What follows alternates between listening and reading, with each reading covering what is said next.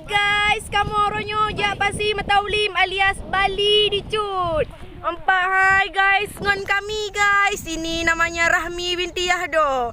Ini binti Bateng. Yang satu lagi binti Bang Mae. Saya binti Tungku Muhammad Hassan. Guys, lihat guys, ada gerepoh manuk guys di pasi. Kejadian yang sangat aneh guys. Kebudung guys. Di pasi banyak kebun guys. Asaina peng tanyora mengon cukup mekenang menyole bulan ja butoi menyahana peng getanya ha nangan payah dua sidro getanya ule bingung. Halo Samyang, ada apa menelpon abang di siang hari? Ini ada orang gangguin adik nih, orang Honda nih.